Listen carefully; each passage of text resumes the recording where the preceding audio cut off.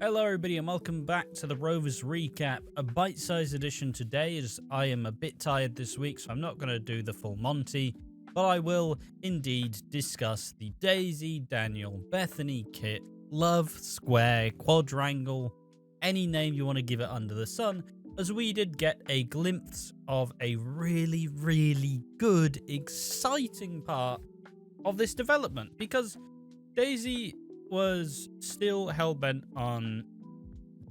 She had the pregnancy. Now Kit and Daniel both know that there's a baby and either may be the dad. But slowly, as Bethany is gloating about her and Daniel moving to London, she kind of goes, and Bethany's being really smug about it. She's being really smug. Because if there's one thing the actress can do, it's being smug. So in the Rovers, Daniel and Bethany celebrating their, we're going to get married in August and we're going to move to London together and it's going to be great and we're going to be really happy. Look at us be happy. But they're doing a quiz, so there's a microphone involved. And after enough gloating, Daisy decides, all right, Bethany, you smug so-and-so. Let's just pour some petrol on the fire and watch it go up in flames. As Daisy takes the microphone, in what feels like a classic Coronation Street moment, she takes the microphone and says, all right, new question. It's a multiple choice. Daisy's potential baby daddies. Is it A, Kit Green, or B, and then looking at him, Daniel Osborne. Oh, fight, that gif that all the people who watch Love Island do, and like the fire, they got the can and the light, just burning, setting it on fire. And obviously this ruins Bethany and Daniel's relationship. They proceed to break up, and Bethany's still keen on going to the job in London, and Sarah gets to say, yeah, well, I never liked him anyways, loser. Absolute loser, screw that guy. And Daisy, throughout the week, just generally decides, you know what? Neither of these men deserve to be the dad to my baby. Because her and Bethany have a talk, and Bethany says, maybe your problem is you keep thinking that you need a man when you don't. And Daisy takes it by, intention. She kind of goes, yeah, I have the DNA results. I've not looked at it. I'm not interested. I don't want anything. I don't want to know who the dad is. I don't want them to be a part of my baby's life. Which I think is the right move in this situation. It's the right move. We're no longer spinning the wheels with this continued slub. Well, we are. They're going to make Daniel and Daisy get back together. And then Daniel will probably cheat on her again with Bethany when she returns. And then suddenly, oh, I'm gone again. I am gone. It's like, okay. But it's kind of... Look, this was it was a good sign. It was a good start to... It was a good, somewhat continuation of the story. It was a good way to push it forward. And I did like it. I thought it was quite good. It was, something you would see about from Coronation Street in a better time. But my issue is it still doesn't really feel like we're moving forward. Still feels like we're still gonna keep spinning these plates when I don't really want to see these plates spun. And that goes for a lot of the storylines on the show right now in general. Like, I don't care for Leanne.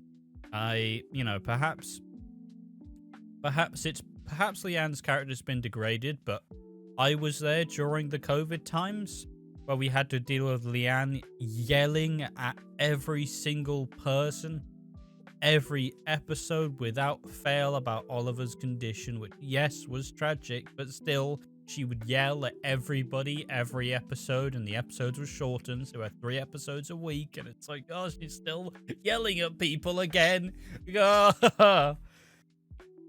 And Leanne's never really recovered. Not that I really care for Nick and Toya, I just never really liked Nick and Leanne together. I didn't really get it. They've spent a lot more times being miserable than they have being happy, in my opinion.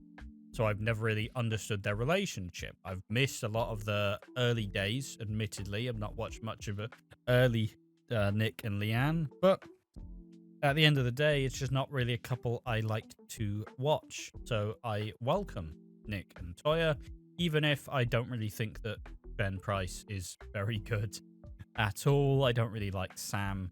I do like Toya though, and I'm glad that she gets to do more stuff. I'm always happy when she gets to do stuff, even if in order to facilitate this affair, they had to retcon something and kill off the legendary Les Battersby. I know, and just going through that, it's just kind of the reminder of what's gone wrong with Coronation Street lately, but this is a good sign. This is genuinely a good sign, and I hope they move forward with what they're going to do with Daisy, and I want to keep this up. I want her to not just go back to being with Daniel or go back to being with Kit because she can't deal with things by herself. I want her and Jenny to raise this kid, although we know that she's gone by, I think is it August? I don't know. I think it was roughly August that she said she was leaving. But I would like to see just choose her, in a sense. If we can't have Gail Platt choosing Gail Platt, we could have Daisy Midgley choosing Daisy Midgley. But of course they won't, because they tend to believe that Daisy, Bethany, and Daniel are Ken, Deirdre, and Mike, which is just untrue. It's just completely untrue. It's a very forced characterization. But yeah, where else are we going with this? But yeah, no, the scenes were very good and they were very strong, and I look forward to seeing what we do next. I just hope that we don't keep treading the same ground. Daniel and Bethany have broken up. Daisy isn't heading forward with anyone. Kit is unknown, so hopefully, fingers crossed, we just keep it the way it is. But obviously it's a soap, and that's not how it's gonna be. So where else am I going to go with this? Just a little small thing on the Lauren court case. I don't know what happened in soap this January, but everybody decided it was Jury January. Everybody decided it was court scenes at the start of the year. Now, I don't mind court scenes as a one-off, but if court scenes are happening in every single soap, I don't know what to tell you guys. I don't like it. It's not great. I'm tired of court scenes. Court scenes when they're necessary, yes, sound fine by me. But like court scenes that are tacked on to an already long-winded storyline, I just don't like it. Like the Hollyoaks court scenes with JJ and Frankie, necessary. The court scenes with Reese and Sonia. Rather them not happen in EastEnders, but they have. And you also have the Coronation Street court scenes with Lauren, where they're trying to prove that she's going to jail, but there's no way she's going to jail, because they've already made her one of the bigger characters of this current generation of modern Coronation Street. So, like, there's no way she was going to jail. But even then, why not? Why not? Why do we need Lauren Bolton at all? I understand that she's supposed to be a tragic character, and tragic characters are how you make characters beloved, apparently, in soap. Because I feel like people in soap, I feel like writers and producers in soap don't fully realize just because the character's tragic doesn't mean people care. Obviously, if you have something tragic happen to a character that is loved, then you love them more because you want them to not deal with the tragedy. But if you don't love them in the first place, it's the Whitney Dean effect in EastEnders, where it's like, yeah. Oh, do you like Whitney? Not really. She's always having a rough time. There's no real reason to invest in the character. Yeah, but she's got this really big emotional story. Do you care about Whitney yet? No, I don't. I don't care about Whitney. I'm sick of the character. And that's what happened with Lauren. Oh, Lauren, she's introduced. She's alt-right Kelly. She's a racist. Oh. Yeah, she's here to kind of like coax Max into joining the far right. Okay, and then they don't really get together for a long time, and then Max goes further and further getting brainwashed, and then in the end they split apart, and then it's Max and Sabrina. Okay, interesting. You know, someone who was far right, racist, Islamophobe, you know, gets with a woman of color. It's an interesting story. And then they break up, and then suddenly, ahead of the Joel stuff, after Lauren has been killed, like, suddenly she's back on our screen. She's not dead, which was long-winded. We had to sit through Roy Cropper going to prison just because they wanted to play with that for some reason. That was never worth the price to pay. It didn't make us hate Joel. It just made us hate the writers, you know? And so Max and Lauren get back together, and they act like they're soulmates, but they were just at different times, which isn't true. And then the Joel stuff continues, and Joel has to die in the really mediocre death scenes where they were like, yeah, we're subverting expectations here. This is going to be great. And then they do it, and you're like, oh, wait. Oh, yeah, this is it then. Oh, you know, maybe we're too inclined to believe in the cult of Chris Clenshaw of EastEnders in recent memory, where it's like, oh, you subvert the expectations really well. And then in the end, Lauren does kill Joel in self-defense, admittedly, but she did bash him over the head 2 or 3 times with a rock. And they push him over the side, and he is dead. And then we have to sit through Lauren being in prison, because Lauren needs to be in prison now, because we need to put more barriers between her and raising Frankie, which I suppose is supposed to be supposed to drive some sympathy, because Lauren's been through some awful times, but who really cares? It's my question. I don't like Lauren. I don't think she's very interesting as a character. I think the actress is fine. It's a bit too on the side of Hayley Slater for me, where she cries a lot and she causes fights consistently. You know, a bit too much Hayley Slater for me. But I don't mind the idea of the character. A character had to scratch and claw for everything she has. But now, hopefully, we actually allow her to just move forward with her character. We just allow her to move on. And now her and Max can raise Frankie until Max inevitably leaves. You know what I mean? Like, I'm also just sick. I'm sick of court scenes in soap at the minute.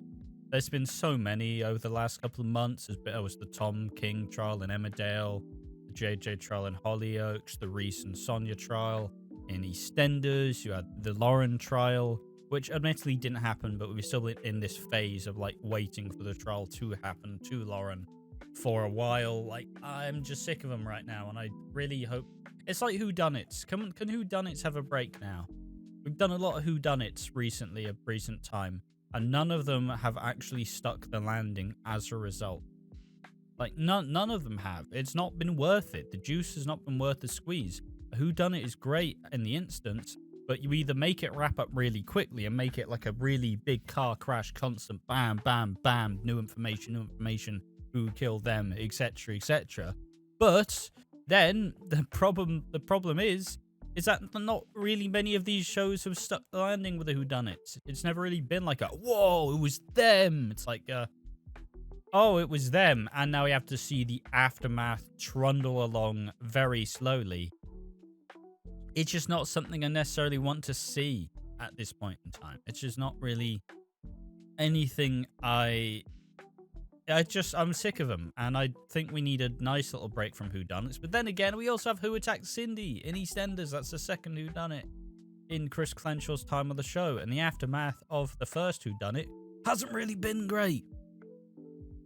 And it's not like a pacing thing. It's just I feel like this era of Coronation Street, and I don't think it's dying, and I still think it's in a somewhat of a better place, and it's getting better, but still, it has a lot of the issues that a lot of soaps face when they're not in the best time, where you don't really know where they're going, you don't really believe in where they're heading. It's kind of like a football team, but they put on a really dodgy side, and you're like, we need some new signings, guys. We need some new storylines. We need some new tactics. We need a different direction, but you don't really know where they're going, so you can't really predict or imagine where on earth they're going to go. This is why it's kind of been harder and harder to watch Coronation Street the last couple of years, because, you know, you can compare it to it hasn't been good in 15, 20 years, which I don't think it is. You know, even in the worst eras of the show, there's still a lot of good things you can take from it. And I still think there's been a lot of good stuff over the last couple of years. Like the Ryan and Daisy, I really enjoyed that storyline. I thought it was really good. It was really cool depiction of a love triangle where the trauma did bond them and they did fall in love with each other because they had that shared experience that nobody else had had. I thought that was great. But yeah, I guess the other thing I enjoy the Tracy Leanne, Hell Hath No Fury, I hate everyone kind of relationship. That's been good fun so far. I mean, friendship rather, but you know. But yeah, so it was a decent enough week of Coronation Street. Wasn't fantastic, wasn't awful, but with all that said, yeah, I wasn't going to do a full fat version. I'm not feeling too great, so I'm going to just peace out and tend back to this next week. So that has been the Rovers recap. Tell me what you thought about this week's Coronation Street. You tired of Daisy Daniel? Are you happy? Did you love the scenes this week? Are you tired of court scenes in soap? Etc, etc. Thanks for watching. I've been Ash. See you next time. Bye bye.